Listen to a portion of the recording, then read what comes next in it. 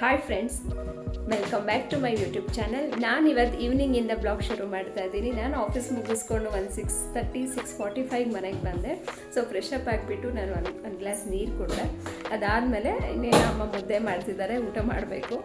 ಅದ್ರ ಜೊತೆಗೆ ನಾನು ಇವಾಗ ಅಗಸೆ ಬೀಜದ ಚಟ್ನಿ ಪುಡಿನ ರೆಸಿಪಿ ತೋರಿಸೋಣ ಅಂತ ಅಂದ್ಕೊಳ್ತಿದ್ದೀನಿ. ಅಂದರೆ ನಾನು ಹೇಗೆ ಮಾಡ್ಕೊಳ್ತೀನಿ, ಅದನ್ನ ತುಂಬ ದಿವಸ ಇಟ್ಕೊಂಡು ತಿನ್ನಬಹುದು, ಏನೂ ಪ್ರಾಬ್ಲಮ್ ಇಲ್ಲ. ಅದು ಆ್ಯಕ್ಚುಲಿ ತುಂಬ ಒಳ್ಳೆಯದು ಆರೋಗ್ಯಕ್ಕೆ.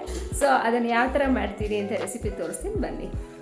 ಪುಡಿನ ಹೇಗೆ ಮಾಡೋದು ಅಂತ ಹೇಳ್ತೀನಿ. 1 ಕಪ್ಪಷ್ಟು ಅಗಸೆ ಬೀಜ, ಬೆಳ್ಳುಳ್ಳಿ, ಕರ್ಬೇವಿನ ಸೊಪ್ಪು, ಉದ್ದಿನಬೇಳೆ, ಕಡಲೆಬೇಳೆ, ಬ್ಯಾಡಗೆ ಮೆಣಸಿನ್ಕಾಯಿ ಮತ್ತು ಕಡಲೆಕಾಯಿ ಬೀಜ. ಇವಾಗ ಹೇಗೆ ಮಾಡೋದ್ರೆ ತೋರಿಸ್ತೀನಿ, ಬನ್ನಿ. ಮೊದಲು ಹತ್ತಿರ ಇಡಿ ಸ್ವಲ್ಪ. ಮೊದಲು ಕಡಲೆಕಾಯಿ ಬೀಜನ ರೋಸ್ಟ್ ಮಾಡ್ಕೋಬೇಕು. ಪ್ಯಾನ್ ಕಾದಿದೆ.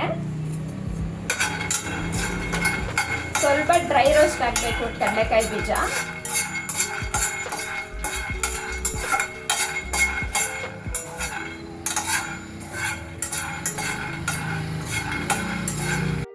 ಕಡಲೆಕಾಯಿ ಬೀಜ ಡ್ರೈ ರೋಸ್ಟ್ ಆದಮೇಲೆ ಅಗಸೆ ಬೀಜನ 1 ಕಪ್ಪಷ್ಟು ತೊಗೊಂಡಿದ್ದೆ. ಅದನ್ನು ಸ್ವಲ್ಪ ಅಂದರೆ ಸೀಸದೇ ಇರೋ ಹಾಗೆ ನೀಟಾಗಿ ಅದನ್ನು ಹುರ್ಕೋಬೇಕಾಗತ್ತೆ. ಹುರ್ಕೊಂಡಾದ್ಮೇಲೆ ಅದು ಸ್ವಲ್ಪ ಚಟಪಟ ಅಂತ ಅನ್ನತ್ತೆ. ಆ ಚಟಪಟ ಅನ್ನೋವರೆಗೂ ಸ್ವಲ್ಪ ರೋಸ್ಟ್ ಮಾಡ್ಕೋಬೇಕು. ಅಂದರೆ ತುಂಬ ಸೀಸ್ಲೂಬಾರ್ದು. ಸೀದೋಗ್ಬಿಟ್ರೆ ಚಟ್ನಿ ಪುಡಿ ಚೆನ್ನಾಗಿರಲ್ಲ, ಬೇಗ ಹಾಳಾಗಿಬಿಡುತ್ತೆ. ಸೊ ಆದ್ದರಿಂದ ಅದನ್ನು ನೀಟಾಗಿ ಫ್ರೈ ಮಾಡ್ಕೊಳ್ತಾ ಹೋಗಬೇಕು. ಅದಾದಮೇಲೆ ಅದಕ್ಕೆ ಎತ್ತಿಟ್ಕೊಂಡಿರೋ ಅಂತಹ ಒಂದೊಂದೇ ಕಡಲೆಬೇಳೆ, ಉದ್ದಿನಬೇಳೆ ಅದನ್ನೆಲ್ಲನೂ ಒಟ್ಟಿಗೆ ಹಾಕೋಬೋದು. ನೆಕ್ಸ್ಟ್ ಅದು ಇದರಲ್ಲಿ ಒಟ್ಟಿಗೆ ಹಾಕೋಬಹುದು. ಸೊ ಇದನ್ನು ನೀಟಾಗಿ ಡ್ರೈ ರೋಸ್ಟ್ ಮಾಡ್ತಾಯಿದ್ದೀನಿ. ಸ್ವಲ್ಪ ಹೇಗಂದರೆ ತುಂಬಾ ಒಳ್ಳೆಯದು ಅಗಸೆ ಬೀಜ. ಇದರದ್ದು ಹಿಮೋಗ್ಲೋಬಿನ್ ಕಮ್ಮಿ ಇದ್ದವ್ರಿಗೆ ತುಂಬ ಯೂಸ್ಫುಲ್ ಅನಿಸುತ್ತೆ ಇದು. ಮತ್ತು ಕೂದಲು ಉದುರೋದಿಲ್ಲ. ಕೂದಲು ಚೆನ್ನಾಗಿ ಬೆಳೆಯೋದಕ್ಕೋಸ್ಕರ ಇದು ತುಂಬಾ ಯೂಸ್ಫುಲ್ ಆಗುತ್ತೆ.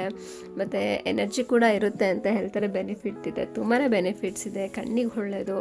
ಸೊ ಡೈಲಿ ಊಟದ ಜೊತೆ ಒಂದೊಂದು ಸ್ಪೂನ್ ತಿಂದರೆ ತುಂಬಾ ಒಳ್ಳೆಯದು. ಸೊ ನಾನು ಆಮೇಲೆ ಇದಕ್ಕೆ ಕಡಲೆಬೇಳೆ, ಖಾರದ ಮೆಣಸಿನ್ಕಾಯಿ, ಒಂದು ಬ್ಯಾಡಗೆ ಮೆಣಸಿನ್ಕಾಯಿ ಮತ್ತು ಉದ್ದಿನಬೇಳೆ, ಬೆಳ್ಳುಳ್ಳಿ ಇದನ್ನಿಷ್ಟು ಒಟ್ಟಿಗೆ ಹಾಕ್ಕೊಂಡು ಅದ್ರ ಜೊತೆ ಡ್ರೈ ರೋಸ್ಟ್ ಮಾಡ್ಕೊಳ್ತೀನಿ. ಅದಾದಮೇಲೆ ಕಡಲೆಕಾಯಿ ಬೀಜನ ಸ್ವಲ್ಪ ಹಾರಾಗಿ ಸೈಡಲ್ಲಿ ಎತ್ತಿಟ್ಟಿದ್ದೆ. ಅದಕ್ಕೆ ಸಿಪ್ಪೆ ತೆಗೆದುಬಿಡಬೇಕು.